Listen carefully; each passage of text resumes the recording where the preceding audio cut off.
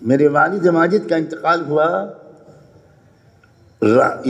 ہوا، اس کے بعد صبح کو غسل دیا گیا، نماز جنازہ کے لیے جب لے جائے گئے تو جو میں نے دیکھا اپنی آنکھوں سے کہ ان کا دل دھک دھک دھک دھک کر رہا ہے۔ یا اللہ، یہ انتقال کے بعد یہ کیا؟ آج پہلی بار شاید میں یہ بات سنا رہا ہوں۔ کیوں بلال، تمہیں یاد ہے میں نے یہ کبھی سنایا ہے؟ حضرت کو، بڑے حضرت کو بتایا تھا، مجمع میں کبھی بیان نہیں کیا۔ حضرت مولانا علی میاں، اللہ ان کو اعلیٰ ترین درجہ عطا فرمائے، حضرت مولانا ابوالحسن علی ندوی، مولانا رابع صاحب حضرت والد صاحب کو انتقال کے بعد آئے گھر پر، تو انہوں نے دیکھا، بہت دیر خاموش دیکھتے رہے، کچھ نہیں بولے۔ جا کر انہوں نے حضرت مولانا علی میاں سے کچھ بیان کیا۔ جنازہ کی نماز والد صاحب کی ندوہی میں پڑھی جانی تھی، حضرت مولانا علی میاں گھر آنا چاہتے تھے۔ ہم لوگوں نے درخواست کی کہ حضرت آپ گھر پہ تشریف مت لائیں، ہجوم بہت ہے، ہم جنازہ لے کر ندوہی آ رہے ہیں۔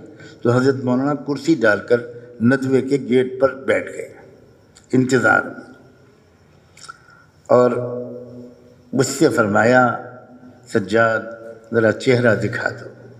50 سال کا ساتھ تھا اور ایسی محبت تھی کہ میں تو بیان ہی نہیں کر سکتا۔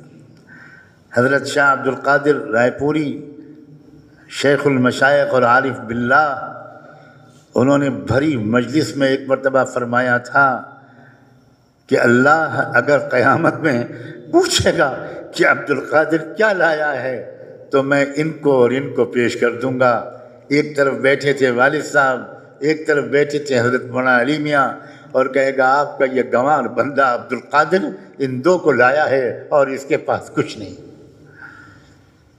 تو حضرت مولانا علی میاں نے فرمایا، سجاد چہرہ دکھا دو۔ میں نے فوراً کفن چہرے سے ہٹایا، چہرہ دیکھا، 1 منٹ تک غور سے دیکھتے رہے، اور اس کے بعد خاموش ہو گئے۔ نماز جنازہ بھی ہو گئی، سب کچھ ہو گیا، تدفین بھی ہو گئی۔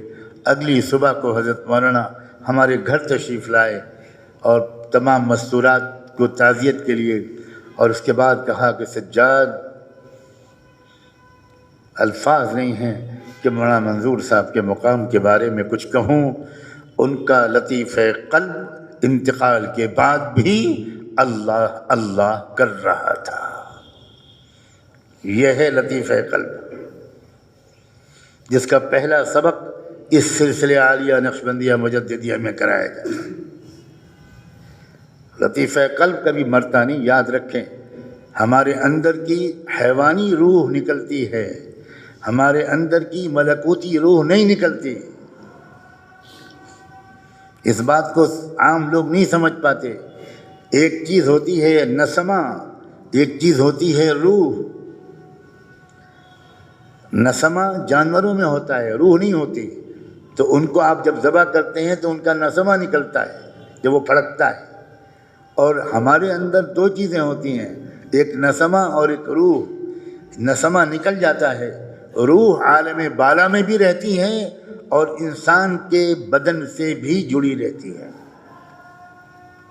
اور ایسا ذکر جس کے بعد وہ دل دھڑکتا ہوا نظر آئے، اللہ اکبر،